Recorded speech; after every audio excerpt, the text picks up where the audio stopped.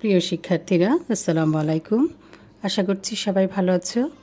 আমি ফারজানা খান মজলিস আজ তোমাদের পড়াবো অর্থনীতি এর ষষ্ঠ অধ্যায়, জাতীয় আয় ও এর পরিমাপ। জাতীয় আয় বলতে আমরা কি বুঝি? জাতীয় আয় একটি দেশের জাতীয় আয়ের ধারণা থেকে সে দেশের অর্থনৈতিক অবস্থা বোঝা যায়। অর্থাৎ দেশটি কি উন্নত, উন্নয়নশীল না অনুন্নত এ সম্পর্কে ধারণা করা যায়। কোনো দেশের জাতীয় আয় কত তা জানার জন্য জাতীয় আয় পরিমাপ করতে হয়। এবার আমি তোমাদের জাতীয় আয় ও এর পরিমাপ অধ্যায়ের বহু নির্বাচনী প্রশ্নোত্তর আলোচনা করব। 189 প্রশ্ন নম্বর, জনপ্রতি বার্ষিক আয়কে কি বলে? উত্তর দেখো, ডান পাশে দেওয়াই আছে মাথাপিছু আয়। এই যে মাথাপিছু আয় আমরা যুক্তিসহ ব্যাখ্যা করছি। এক অর্থ বছরের আয়কে বলা হয় বার্ষিক আয়। মাথাপিছু আয় হচ্ছে মোট জাতীয় আয় ভাগ মোট জনসংখ্যা। বর্তমান 2019 বাংলাদেশের মাথাপিছু জাতীয় আয় 1909 মার্কিন ডলার।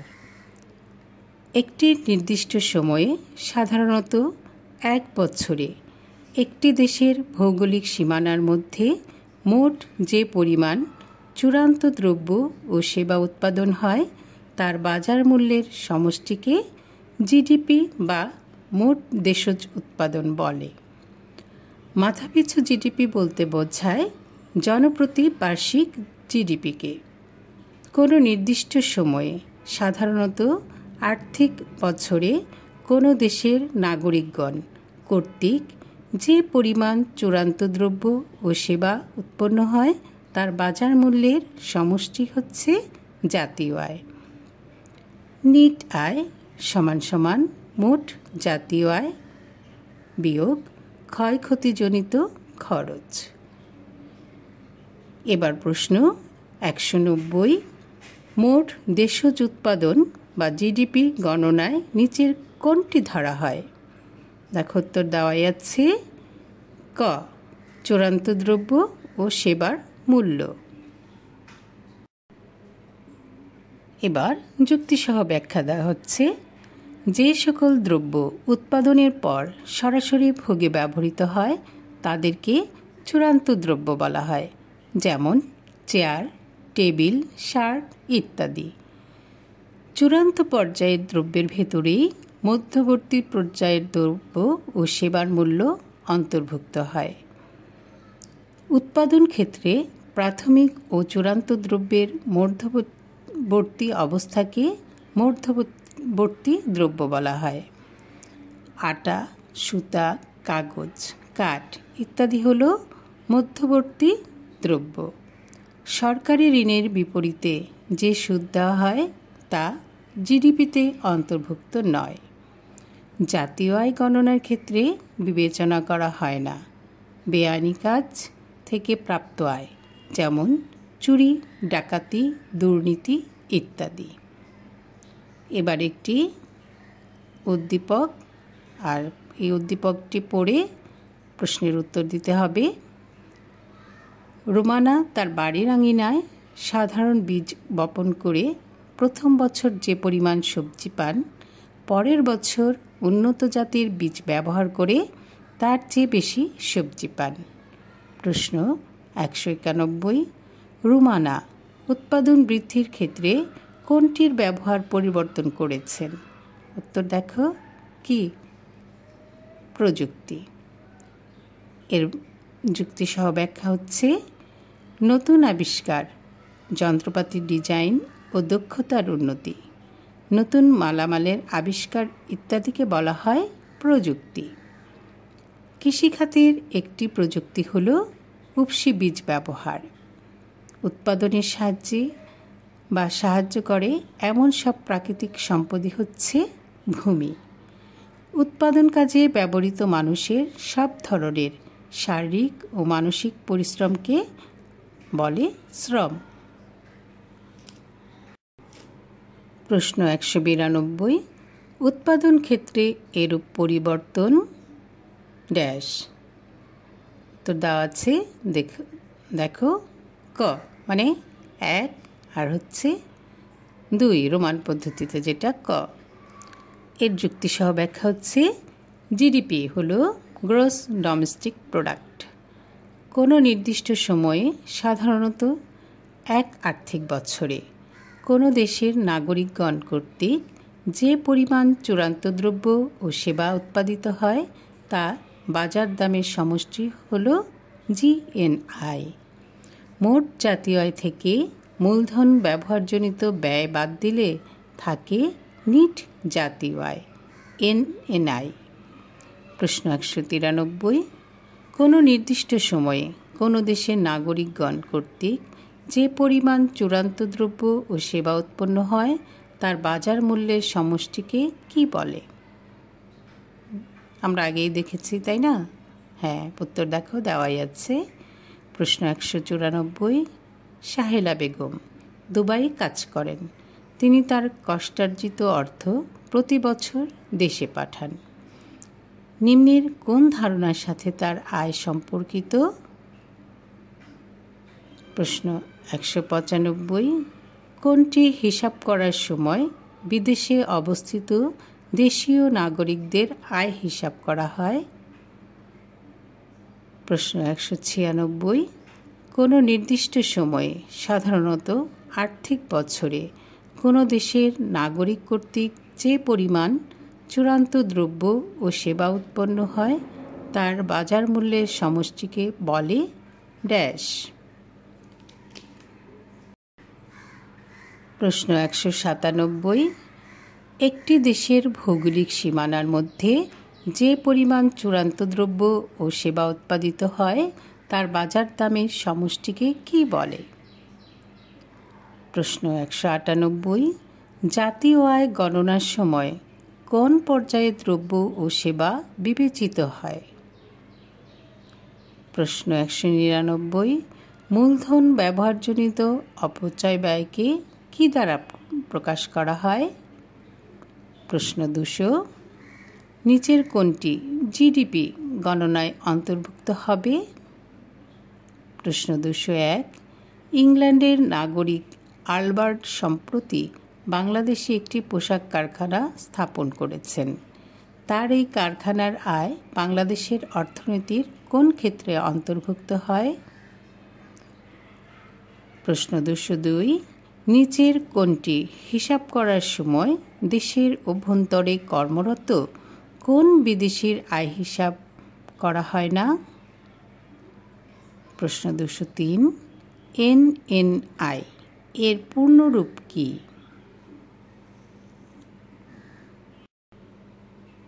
প্রশ্ন 204, এক মোট দেশজ উৎপাদনের সাথে কি যোগ করে মোট জাতীয় আয় পাওয়া যায়? প্রশ্ন 205, নিচের কোনটি সঠিক? 206, কোন উপাদানটি গণনার সময় অন্তর্ভুক্ত হয়? প্রশ্ন 207, 2009 সালে ক দেশের জিডিপির পরিমাণ 22,230 কোটি টাকা এবং মূলধন অবচয়জনিত ব্যয় 20 কোটি টাকা। 2009 সালে ক দেশের এনএনপি কত টাকা? প্রশ্ন 208, মূলধন রক্ষণাবেক্ষণ ও ক্ষতিপূরণের ব্যয়কে কি বলা হয়? প্রশ্ন 209, ক দেশের ভৌগোলিক সীমানার মধ্যে যে পরিমাণ চূড়ান্ত দ্রব্য ও সেবা উৎপাদিত হয় তার আর্থিক সমষ্টি হল ড্যাশ। প্রশ্ন 210, জিডিপিতে মূলত কতভাবে পরিমাপ করা যায়? দেখো, জিডিপিকে মূলত কত ভাগে পরিমাপ করা যায়? প্রশ্ন 211, উৎপাদন পদ্ধতিতে কোনটি বিবেচনায় আনা হয়? প্রশ্ন 212, কোনো নির্দিষ্ট আর্থিক বছরে নিচের কোনটিকে দেশের মোট জনসংখ্যা দ্বারা ভাগ করলে মাথাপিছু জিডিপি পাওয়া যায়? 213। যদি ভোগ সি, 1 বিনিয়োগ, সরকারি ব্যয় জি, এক্স রপ্তানি এবং এম আমদানি হয়, তবে ওয়াই মানে জিডিপি কত? প্রশ্ন 214। জাতীয় আয় কয় ভাগে পরিমাপ করা যায়? প্রশ্ন 215। একটি দেশের অর্থনৈতিক উন্নয়ন ও জীবনযাত্রার মানের প্রধান সূচক কোনটি? প্রশ্ন 216। মাথাপিছু জিডিপি কি? প্রশ্ন 217। মোট দেশজ উৎপাদন বৃদ্ধির গুরুত্বপূর্ণ মৌলিক নির্ধারক কোনটি? 218। উন্নত দেশে মোট দেশজ উৎপাদনের সবচেয়ে গুরুত্বপূর্ণ নির্ধারক কোনটি? প্রশ্ন 219। মাথাপিছু জিডিপি এর দ্রুত বৃদ্ধি সম্ভব ড্যাশ। প্রশ্ন 220। নিচের কোনটি জিডিপির নির্ধারকসমূহের অন্তর্ভুক্ত নয়? প্রশ্ন 221। নিচের কোনটি জিডিপি হিসাবের বহির্ভূত? প্রশ্ন 222। রহিম সাহেব তোলা থেকে সুতা তৈরি করেন, সুতা কোন ধরনের পণ্য? প্রশ্ন 223। উৎপাদন পদ্ধতিতে জিডিপি পরিমাপের জন্য অর্থনীতিকে মোট কয়টি প্রধান খাতে বিভক্ত করা যায়? প্রশ্ন 224। জাকির সাহেব একটি হোটেলে ব্যবসা শুরু করেন, এটি জাতীয় আয়ের কোন খাতের অন্তর্ভুক্ত? প্রশ্ন 225। বাংলাদেশের শিক্ষা খাতে মোট দেশজ উৎপাদন হিসাব করা হয় কোন পদ্ধতিতে? প্রশ্ন 226। বাংলাদেশের শিক্ষা খাতে জিডিপি হিসাব করা হয় ড্যাশ। প্রশ্ন 227। মাথাপিছু জিডিপি একটি দেশের ড্যাশ। প্রশ্ন 228। জাতীয় আয় পরিমাপ করা যায় মূলত ড্যাশ। প্রশ্ন 229। জাতীয় আয় পরিমাপে খানিকটা পার্থক্য হওয়ার কারণ ড্যাশ। প্রশ্ন 230। আখ থেকে চিনি উৎপাদন করলে আখের দাম জাতীয় আয়ের অন্তর্ভুক্ত হওয়া উচিত নয়, কারণ এক্ষেত্রে ড্যাশ। প্রশ্ন 231। উপরিক্ত তথ্য থেকে জাতীয় আয় নির্ধারণের কোন পদ্ধতিতে ব্যবহৃত হবে? 232। জাতীয় আয় নির্ণয়ে উদ্দীপকের সকল দ্রব্যের মূল্য যোগ করলে ড্যাশ।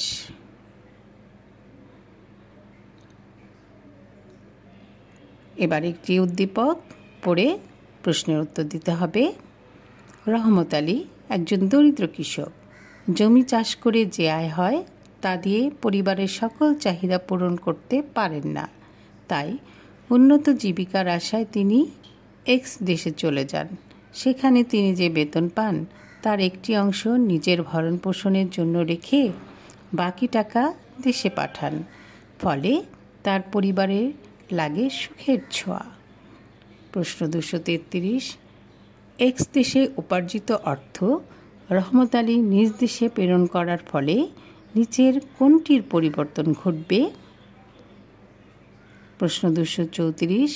রহমত আলীর নিজ দেশে পাঠানো অর্থের মাধ্যমে ড্যাশ। এবার একটি উদ্দীপক পড়ে উত্তর করতে হবে। জামান সাহেব একটি ফ্যাক্টরির মালিক। তার ফ্যাক্টরিতে বাজার থেকে তুলা ক্রয় করে এনে প্রথমে সুতা তৈরি করা হয়, তারপর ওই সুতা দ্বারা কাপড় ও শার্ট প্যান্ট বানানো হয় এবং প্রতিটি শার্ট ও প্যান্ট 2500 টাকা দরে বিক্রি করা হয়।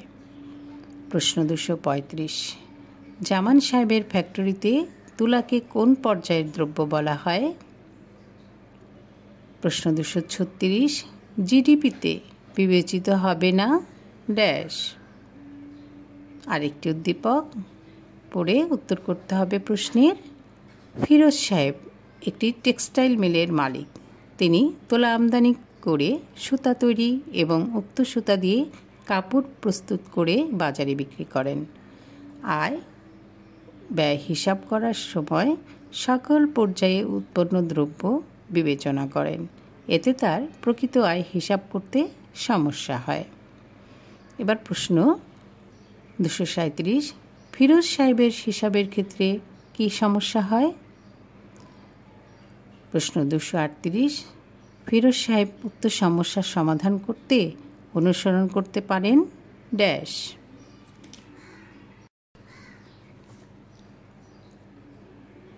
একটি উদ্দীপক পড়ে প্রশ্নের উত্তর দিতে হবে। রহিমিয়া খাতুন একজন হোটেল ব্যবসায়ী। তিনি বাজার থেকে 10 মণ গম কিনে মিল থেকে ভেঙে আটা তৈরি করে নিয়ে আসলেন। পরবর্তীতে এই আটা দিয়ে রুটি তৈরি করে হোটেলে বিক্রি করলেন। এতে তার একটু বেশি লাভ হলো। প্রশ্ন 239। আটা কোন ধরনের দ্রব্য? প্রশ্ন 240। মোট দেশজ উৎপাদন হিসাব করার ক্ষেত্রে শুধু রুটির দাম যোগ করার ফলে সেটি মোট দেশজ উৎপাদন নির্ণয়ের যে পদ্ধতিকে নির্দেশ করে তা হল ড্যাশ। আরেকটি অনুচ্ছেদ পড়ে প্রশ্নের উত্তর করতে হবে। লালু মিয়া একটি কারখানার মালিক। তিনি কারখানার আয় ব্যয় হিসাব করার সময় প্রাথমিক ও মাধ্যমিক উভয় পণ্য বিবেচনা করেন। এতে তার প্রকৃত আয় হিসাব করতে সমস্যা হয়। এবার প্রশ্ন হচ্ছে 241। লালু মিয়ার হিসাবের ক্ষেত্রে কি সমস্যা হয়? প্রশ্ন 242। লালু মিয়া উক্ত সমস্যার সমাধান করতে যে পদ্ধতি অনুসরণ করতে পারেন তা হল ড্যাশ। আজকে আমরা জাতীয় আয় ও এর পরিমাপ অধ্যায়ের বহু নির্বাচনী প্রশ্ন পড়েছি। আমি আশা করব তোমরা ভালো করে অধ্যায়টি পড়বে, প্রশ্নগুলো শিখবে, তাহলে সব প্রশ্নেরই উত্তর করতে পারবে। মাথাপিছু জিডিপি বলতে জনপ্রতি বার্ষিক জিডিপিকে বোঝায়। কোনো নির্দিষ্ট আর্থিক বছরে দেশের মোট দেশজ উৎপাদনকে উক্ত বছরের মধ্যসময়ের মোট জনসংখ্যা দ্বারা ভাগ করলেই মাথাপিছু জিডিপি পাওয়া যায়। মাথাপিছু জিডিপি হল একটি দেশের অর্থনৈতিক উন্নয়ন ও জীবনযাত্রার মানের গড় প্রধান সূচক। বিশ্বব্যাংকের ধ্যান ধারণা অনুসারে এ সূচক দ্বারা দেশটি কি উন্নত নাকি অনুন্নত বা উন্নয়নশীল তা নির্ণয় করা যায়। জিডিপির নির্ধারকসমূহ হচ্ছে ভূমি, শ্রম, মূলধন, প্রযুক্তি, সচলতা। তাহলে আমরা তো জানতে পেরেছি।